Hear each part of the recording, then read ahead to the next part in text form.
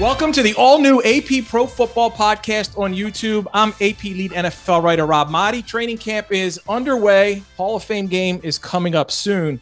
But the topic that has dominated headlines is paying running backs what they're worth, and our special guest knows a whole lot about that topic. Le'Veon Bell was one of the NFL's best running backs over the past decade. He's a two-time All-Pro, three-time Pro Bowler. Le'Veon, great to have you on, man. Thanks for having me, brother. You saw what happened with Saquon Barkley, with Josh Jacobs, with Tony Pollard. They got the franchise tag at $10.1 million. Now, they didn't get their long-term deals, Le'Veon. You went through this in 2017. You went through this, sat out the 2018 season. How do you feel now about the value that the NFL teams are putting on running backs? Honestly, this is like something I was even like trying to fight for back in my time. Like you said, in 2017, the running back value, the way the league kind of values the running back position, I don't think it's fair. When I was part of the Steelers, I was making up 35% of the offense. And making up 35% of the offense, that's running the ball in between the tackles, getting 25 to 30 carries a game. Not only that, I'm pass protecting. So the guy that you are paying a lot of money to, the quarterback guy, he's making $100 million. We got to protect him because we can't let a safety or a linebacker hit him in the back of the head. And then not only that, we got to run routes out of the backfield. Not even out of the backfield, but sometimes you split me up. You actually got me outside in the slot or outside receiver to create a mismatch problem for whatever the defense may be presenting you. And as a running back, yes, that position is just so like devalued because we do everything. We literally block. We're like an O-lineman. Like a receiver, and there's plenty of times where running backs is even throwing the ball, but obviously you ain't got to pay as a quarterback. But there's times when running backs even throwing the ball. So I just feel like in the first 4 or 5 years, guys should really be able to get compensated on what they need or what they deserve. Because if you have a good 4 or 5 years, they don't want to pay you off of what you actually done did. They're gonna pay you off of what can you do in the next 4 or 5 years, And I don't think that's fair. Le'Veon, when you got a Saquon Barkley who's all world and Josh Jacobs as good as they are, it's hard to replace those guys. Then you have the teams like the Chiefs are winning with Patrick Mahomes is leading that offense, and they've been able to get different guys. Yeah. Right. Yeah. So that's what I'm trying to say is like each team got like they like recipe or like their player. You get what I'm trying to say? The Chiefs, obviously their player is Patrick Mahomes. Kelsey falls under that umbrella because he's in the passing game. You know what I'm saying? But I feel like a couple years ago, like 4, 6, 7 years ago, whatever it was, when Jamal Charles was the guy in the Chiefs, he was the guy. Jamal Charles was the guy. Alex Smith, I can't even remember that quarterback that he played with. That's how big of a part of the offense. That's why I literally was saying Alex Smith, because like Alex Smith was the quarterback, but it's like Jamal Charles was the guy. You get what I'm trying to say? So I don't know who that quarterback was. But then you have the Chiefs go and win a Super Bowl, and they got Isaiah Pacheco, they got Damian Williams. So I understand where you're coming from. I understand where a lot of the running backs are coming from. Now, Saquon worked it out the best he could, right? Right. And he's in camp. Josh Jacobs hasn't shown up for camp yet, and eventually I'm sure he's going to sign. You said you ended up sitting out that whole season. Do you have any regrets about that? Do you have any advice for Josh on how he should handle it now that he's not in camp?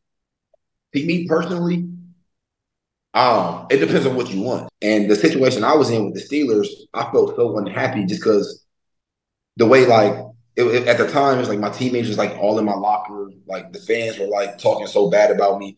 And it was all because I felt like I was trying to do what was good for me and my family. You know what I'm saying? I wasn't trying to step on nobody's toes or anything, but I was trying to do what was good for me and my family. And everybody was kind of like making me feel a certain way. So I wasn't happy to go back and play football. But if I'm Josh Jacobs, and, I haven't seen anything about his teammates or anything feeling bad about him. I low-key now, I think the narrative has changed. I think the narrative now is like people are like pushing for running backs to get their money. I feel like his teammates are low-key like, man, we need Josh Jacobs to get his money. Like, we want Josh Jacobs to get his money. Even with Saquon, it's like low-key now, like the running backs and like the NFL, it's like everybody seeing like how they're treating the running backs. So like everybody kind of helping the running backs push a little bit. Versus when I was there, it was just me by myself. I was just like kind of the lone wolf, and I kind of took the brunt of it, which is fine.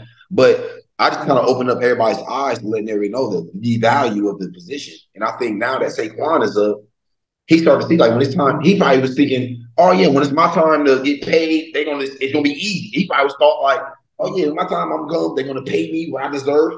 And yeah, that's why I had to go through. You know what I'm saying? Because I'm thinking like, oh yeah, we come here, this guy that made this, oh for sure. There ain't gonna be no problem. Y'all gonna cut me this check. But now it's like, dog, you play running back, you did this, we gave you the ball 300 times, and you got hurt. So now we can't pay you that. But yeah, I only got hurt because you gave me the ball 300 times. You was asking me to do all these other things. You know what I'm saying? So, yeah, you touched on something I want to get into because you got these running backs that you got feeling underpaid, you're feeling undervalued, you're feeling underappreciated, right? And you have a position group that has those feelings, right? Le'Veon, there's some anger, there's some bitterness, some resentment. How can that affect the locker room chemistry? Because that's important with a football team. Bro, yeah, the locker room chemistry definitely because it affects it's like subconsciously affects it because it's not like Saquon is going against his teammates. Saquon loves his teammates. He loves being in the locker room. I'm sure he don't want to leave the Giants. I can just tell by the interviews and by the way he's talking and stuff. I can tell he don't want to leave the Giants, but at the same time, he wants the respect. You know what I'm saying? He wants this respect. Like, damn, whoever the Giants GM or whoever the owner is, I don't know their names, but he probably like, damn, sir, I done did this. I did this. I came back from my injury twice. You know what I'm saying? I came back. We done switched quarterbacks in a position in a situation of us switching quarterbacks and like kind of change our thing. I was the one holding it all together. You get what I'm saying? And everybody in the Giants, everybody in the stadium wearing 26 jerseys with Barkley on the back. I'm just asking for what's fair. You get what I'm saying? I just feel like, you know, if I'm Saquon, like I understand where he's coming from. You know what I'm saying? He signed the 1 year $11 million. I signed him, bro. This is in 17, right? I got the franchise tag was 10.1 this year. My franchise tag was 14.5, and I walked away from it. I'm like, nope, I'm not playing on that because y'all have me playing the franchise tag for 12-1 the year before that because it's a respect thing. It's a respect thing. I did this for you. You told me you were going to do this for me, but you didn't. It's a respect thing. So it's like, for me, I feel like I just couldn't play for them because they wasn't respecting me. I didn't feel respected. And for me to work with you, I feel like we got to put some type of mutual respect. And for us to be a team, we got to respect each other. I could have just ignored it. Went in the locker room and just been playing, whatever. But like, that would have made me happy. And I'm sure inside the locker room, everybody would have felt it. And as a team, we wouldn't have been good. And I feel like the same with Saquon. I feel like he's just trying to be uppity. He's trying to be the best he can. But obviously, deep down, he's not happy because he want to be compensated. He still want his teammates to be good. So he showed up. Saquon is doing exactly what I did my first year of the franchise tag. He showed up. You see, he already fed up, though. He's already fed up. He's like, but I'm just doing it for my team, all right? Because my team want me. So I'm gonna just do it for my team. I need you to help me clear something up because some guys have told me like they said, look at the money that Odell's getting, and these are running backs. They said, look at the money that Odell's getting after he was hurt. Look at Julio Jones got paid and he was hurt. And I always thought like you never talk about someone else's money, but now if running backs are talking to me about someone else's money, how does that play out when you start talking about someone else? Like, is that something that really still happens or you should never do it? Okay, that was a written rule. I thought it was an unwritten rule when I was getting signed. When it was my turn and I was in the locker room, I thought you weren't supposed to count people's money, but everybody was in my pockets worried about what I was making. Everybody was like, oh, when you turn down this and you're turning down that, or you making this. Everybody was in my pocket. So I thought, but now, you see what I'm saying? How the narrative has changed a little bit. It's like, I thought you weren't supposed to do that. Yeah, you're not. You're not, because at the end of the day, it's like, Saquon wants to be happy. You get what I'm saying? Everybody wants to do like what they feel they're valued at. You get what I'm trying to say? You see Daniel Jones getting $40 million and your quarterback mediocre getting $40 million. I don't know how happy he can be. Hold on, say that, bro. Hold on, how much Daniel Jones get paid? See, I don't even know how much he got paid. Daniel Jones, Le'Veon, Daniel Jones, who like to me, in my view, he's a mediocre quarterback. He's not top 10, he's not top 15, he's certainly not top 5, but he's getting $40 million a year. So when he's getting 40 and Saquon's getting 10, he's getting a quarter of what his quarterback is getting, and his quarterback isn't Patrick Mahomes or Justin Herbert or Jalen Hurts or Joe Burrow. Look, Daniel Jones. You're like, you're doing your sports broadcasting thing, so you can't say it, but I will. Daniel Jones is not, he's in the bottom tier. He's in the bottom tier of NFL quarterbacks. He's in the bottom tier. He's not mediocre. They're average quarterbacks. He's in the bottom tier. And I'm not here trying to talk bad about Daniel Jones. I'm just trying to be real for everybody who's hearing it. He's in the bottom tier. Saquon is in the top tier of his position, his running back. So how does that make sense? That's what everybody's saying. Well, he plays quarterback. Okay, you know what, Saquon? Just get under the center. Take the snap, bro, and just run quarterback sneaks. Because that's what they're trying to say. Y'all just trying to say basically because he's taking the snap.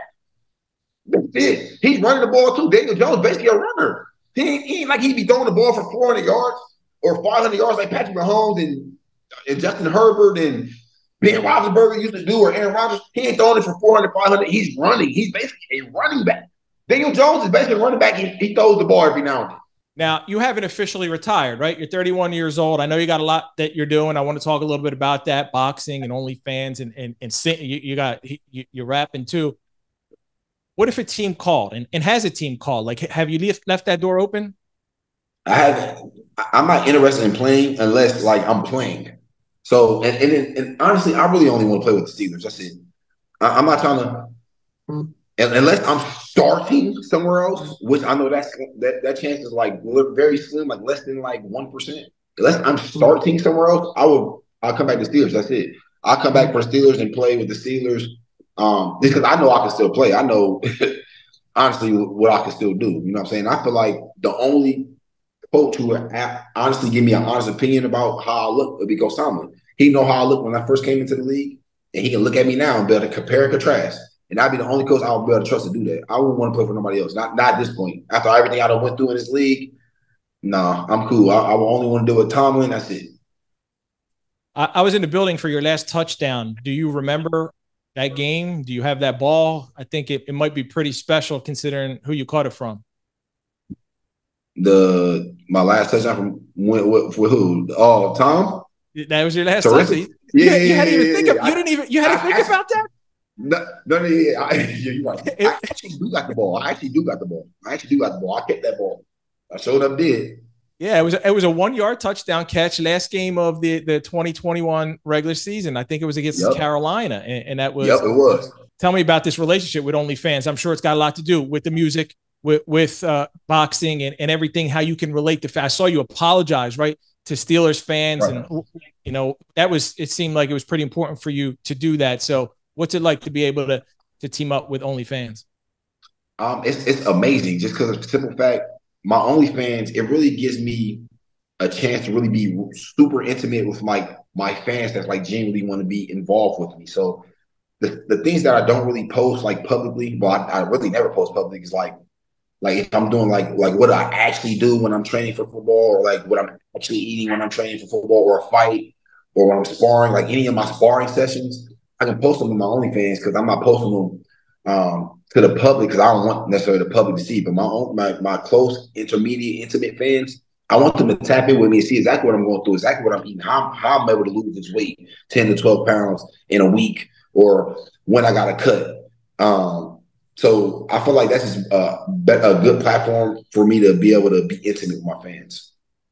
Well, I'm guessing that if I want to get some of them tips from your sparring sessions, I got to sign up for OnlyFans. That's the only way I'm going to see that. Like, I'm going to learn how to protect the eyes and everything else that way. Subscribe. When's your single coming out? What's that going to sound like?